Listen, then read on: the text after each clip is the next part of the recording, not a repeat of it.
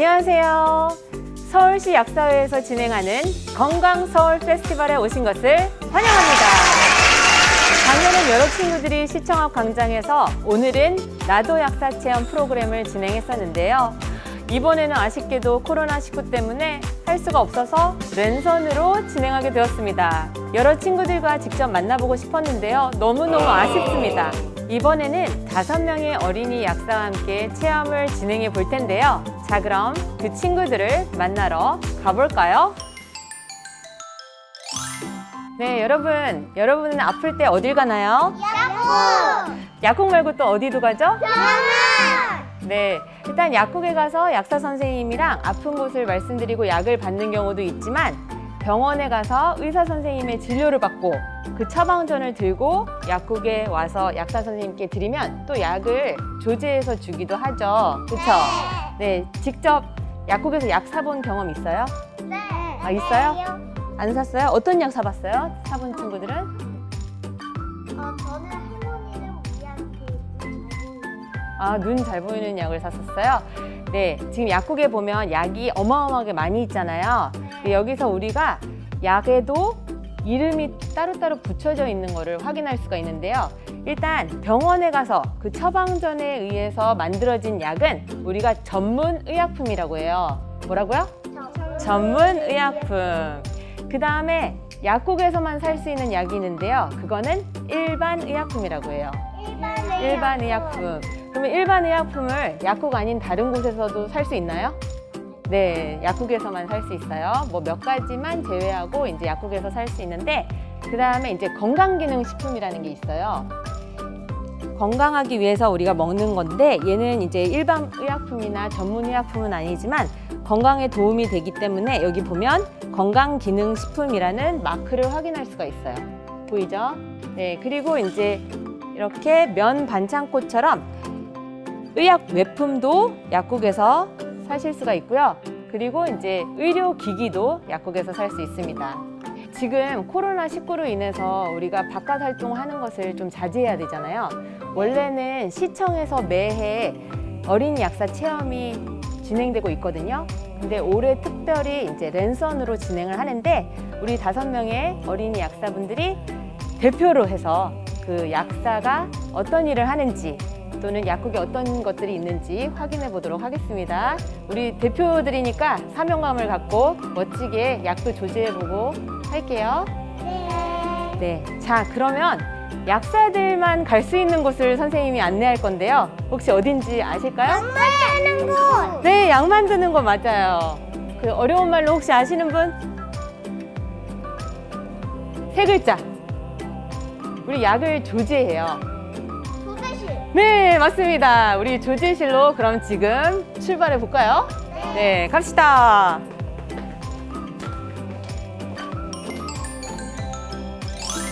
네, 지금 우리가 있는 곳은 조제실이에요. 약사님이 처방전을 받아서 이렇게 뒤에 보시면 손으로 해서 약을 넣고 직접 조제를 할 수도 있고요. 그 다음에 손으로 넣어서 기계가 자동으로 조제를 하는 것도 있고요. 그다음에 컴퓨터를 통해서 기계로 넘어가면 자동으로 그냥 아예 조제되는 것도 있어요. 특히 이제 뭐 1달, 2달, 3달 긴 약들은 저런 식으로 자동으로 조제되고요. 그다음에 이제 어르신들이나 그 어린이들 알약 못 먹는 친구들 있잖아요. 네, 그 친구들은 이거를 분쇄기를 이용해서 약을 가루로 만들기도 해요. 아시겠죠? 네. 네. 자, 그러면 우리도 직접 조제를 해보도록 할까요? 네. 네. 궁금하죠? 네. 기대되죠? 네. 자, 그럼 우리 조제해 보도록 하겠습니다. 이 반자동 기기를 통해서 우리가 약이 어떻게 조제되는지 한번 살펴보도록 해볼까요? 네. 약사님 나와주세요.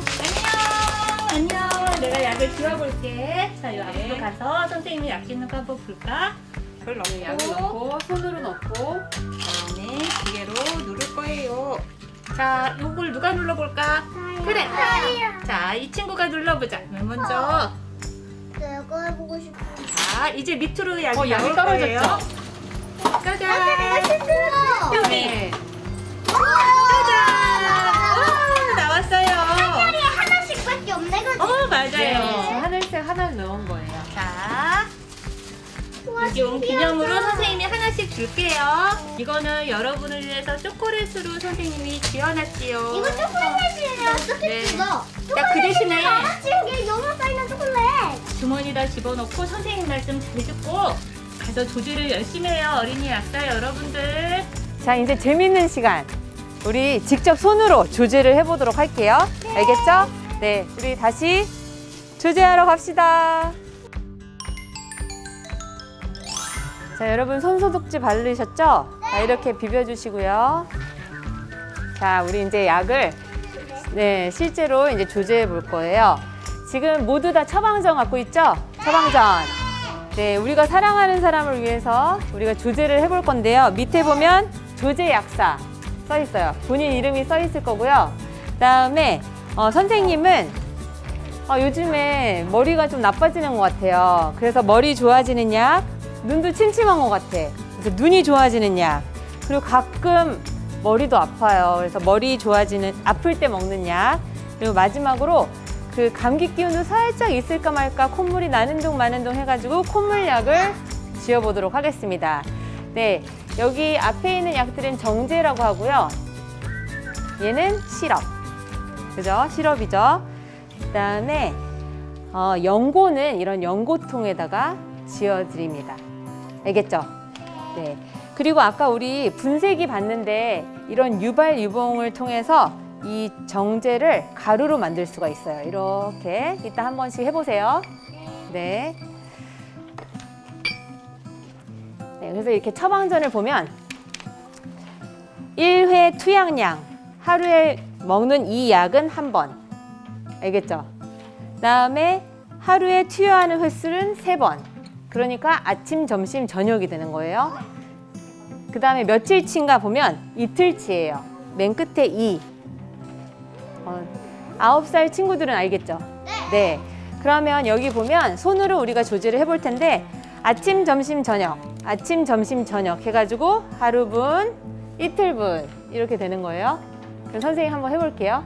머리 좋아지는 약, 이 약을 하루에 3번 이렇게 먹을 거고요. 그 다음에 두 번째 날도 하루에 3번 이렇게 나눠서 먹을 거예요.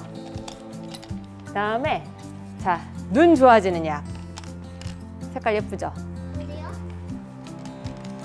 네, 얘도 하루에 그 써있는 처방전 보면 1회 투여량 1번, 총 투여 횟수 3번이니까 아침, 점심, 저녁. 그 다음에 이튿날도 제가 하나씩 먹을 거예요. 눈 좋아지는 약. 그 다음에 머리 아플 때 먹는 약. 얘는 색깔이 다르죠? 근데 지금은 편하게 그 색깔을 달리해서 우리가 쉽게 이해를 할 수 있는데 가끔 약들이 비슷할 때도 있어요. 약이 비슷한 경우에는 헷갈릴 수가 있기 때문에 잘 구분해서 넣어줘야 돼요. 알겠죠? 네. 자, 그래서 이것도 하루에 3번 하나씩 먹게 되는 거예요. 자, 그러면 선생님이 지금 얘를 넣어 볼게요. 아이고. 커가지고.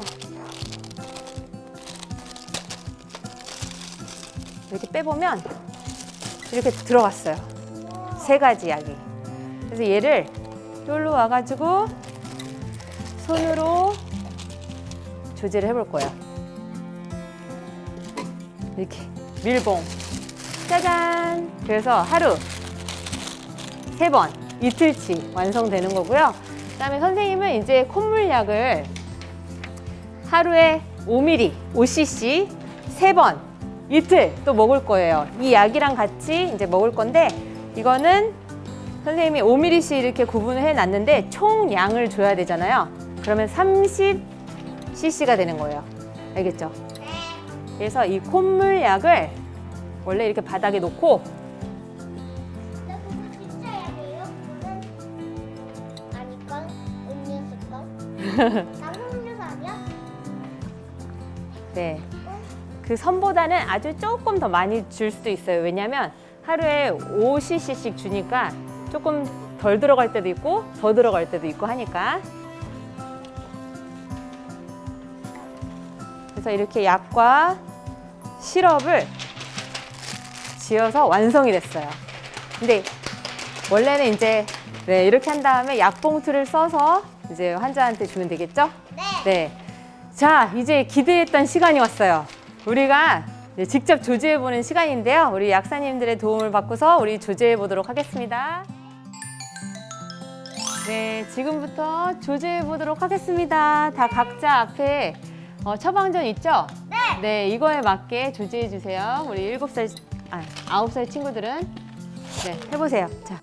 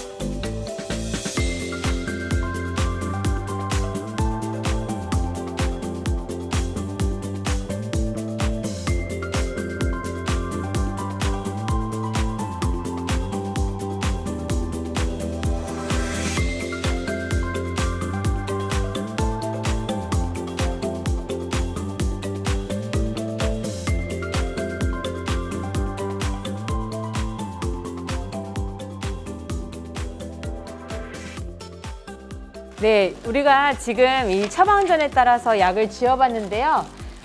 이걸로 그냥 끝나서 그 약을 환자분한테 드리면 안 돼요. 네, 이렇게 약봉투에다가 넣어주시면 되고요. 이 약을 환자한테 줄 때 복약 상담을 해드려야 돼요. 어디가 아프셔서 이거를 뭐 병원에 가셨던 거예요? 하고 물어보기도 해야 되고, 나이가 어떻게 되시는지, 여성인지 남성인지 이런 것도 체크 다 해야 되고, 용법, 용량 들어본 적 있어요?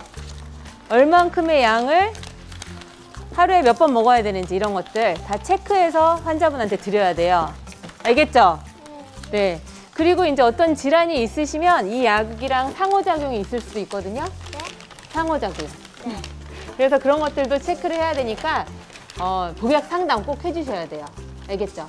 환자랑 이야기를 나누면서 어디 아프셔서 이렇게 오셨죠? 라고 이야기를 해보는 거예요. 확인하는 거죠, 확인 작업한 다음에 이제 환자한테 드리는 거예요. 오늘은 사랑하는 사람을 위해서 짓기는 했지만, 네, 약사님들은 그렇게 계속 공부를 하고, 또 약이 똑같은 약이어도 사람에 따라서 다르기 때문에 되게 신중하게, 진지하게 조제를 해야 된답니다. 네, 그래서 오늘 이렇게 약을 조제해봤는데 소감이 어땠어요? 좋았어요. 어떤 면이 좋았어요? 저는 뭐 엄마가 많이 눈이 안 보여서 걱정했는데 네. 체험을 하니까 엄마가 좀 괜찮겠다 이런 생각이 들어요. 아, 눈이 좋아지실 것 같아요? 약을 드시면? 네, 또 다른 친구는 어땠어요? 차 만드는 게 재밌었어요. 만드는 게 재밌었어요? 이렇게 투약하는 게 재밌었어요? 약을 하나씩 넣고 시럽에 그 액체를 이렇게 시럽 조제할 때도 재밌었어요? 네. 또 의견 있은 친구 있으세요? 있으신 친구? 네, 말씀해 보세요. 약사 되고 싶어요? 네. 네. 공부 열심히 해서 약사 되실 거예요? 그러면 네. 아무튼 그 우리 박수로 그 우리 조제한 시간 끝내도록 하겠습니다. 네. 박수! 박수! 약을 만드니까 재밌었고 약의 소중함을 알게 됐어요. 이제 약 잘 먹을 수 있을 것 같아요. 그게 제가 처음으로 해본 체험이라 긴장됐고 그랬는데 좀 긴장이 풀렸고 그 약 만드는 데가 궁금했는데 어린이 약사가 돼서 가보니 정말 기뻐요.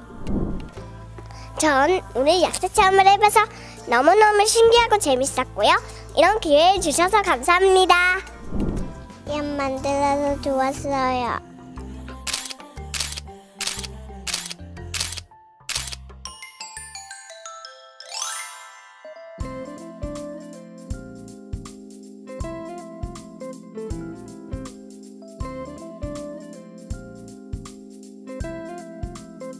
네, 여러분들이 약사를 가장 쉽게 만날 수 있는 곳이 바로 약국입니다. 하지만 약국 말고도 다양한 곳에서 약사들이 일을 하고 있는데요. 병원에 근무하는 약사들은 입원 환자들의 약을 조제하고 의사, 간호사, 환자 보호자에게 약에 대한 정보를 제공하는 일을 하고 있습니다. 제약회사에 근무하는 약사는 의약품을 개발하고 제조, 품질 관리나 유통 마케팅까지 담당하고 있고요. 또 보건복지부, 식약처, 지역보건소, 국민건강보험공단 등 정부기관이나 공공기관에서 보건의료정책을 수립하거나 보건행정 일을 하기도 합니다. 연구기관이나 대학교에서 연구원이나 교수로 일하면서 신약 개발이나 후학 양성을 하기도 하고요. 약사의 진출 분야가 참 다양하죠? 하지만 모든 약사의 공통점은 국민 보건을 책임진다는 사명감으로 질 높은 의료 서비스를 제공한다는 점에 있습니다.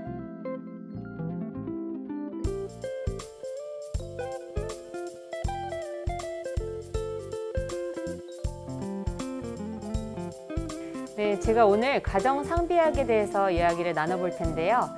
가정상비약은 말 그대로 병원이나 약국에 갈 수 없을 때, 급하게 쓸 때 필요한 약들이 되겠습니다. 가족 구성원에 따라서 구비해 두어야 할 약들이 조금씩 다르긴 한데요. 선생님 같은 경우는 아이들이 다 커서 이런 유아용 해열제나 시럽들은 사실 집에 없거든요. 그런데 그 구성원에 따라서 구비해 주시는 품목들을 달리해서 집에 이렇게 구비해 주시면 좋고요. 가정상비약 통을 구입하실 필요는 없지만 그 약 같은 경우 가끔 초콜릿, 사탕이랑 혼동될 때가 있어요. 그래서 그거 약인지 초콜릿인지 모르고 먹는 경우가 있기 때문에 한 곳에 통째로 보관해 주시는 게 좋습니다. 자, 그러면 선생님이 갖고 있는 약을 한번 살펴보도록 할게요. 네, 선생님은 일단 이제 진통제 같은 경우 어린이들은 이렇게 시럽으로 준비가 되어 있고요.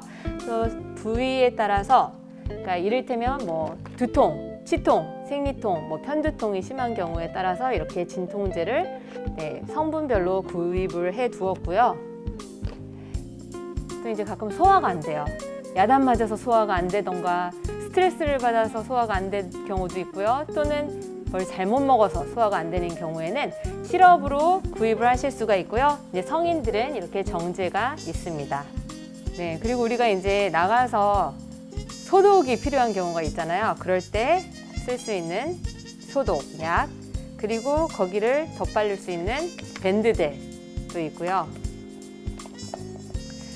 네, 그리고 경우에 따라서는 이제 연고들이 필요한데요. 이렇게 스테로이드가 없는 천연 성분의 피부 재생 촉진제 같은 경우도 있고, 또는 이제 크림들도 있습니다. 이것은 뭐 알러지가 있으시든 아토피가 있으시던 그 상황에 맞게 필요하신 거를 구비해 두시면 되겠습니다. 여기서 이제 중요한 게 뭐냐면요. 항상 용법 용량을 체크하셔야 돼요. 보통은 이제 인서트 페이퍼라고 해서 사용 설명서를 꼭 읽어보셔야 되고요. 네, 경우에 따라서 이제 관절통이나 근육통 있을 경우에는 이제 파스가 또 필요한데요. 이런 파스 같은 경우에는 또 주의 사항들이 있습니다. 어린이들은 사용할 수 없습니다. 그래서 그 나이 몇 살부터 가능한지 이런 것들을 꼭 체크해 주시는 것도 중요하고요. 사용 기한이 지난 약은 약국에 가시면 폐의약품 수거함이 있으니까 거기다가 넣어주시면 되겠습니다. 네, 감사합니다. 내년에는 우리 시청에서 만나요. 안녕.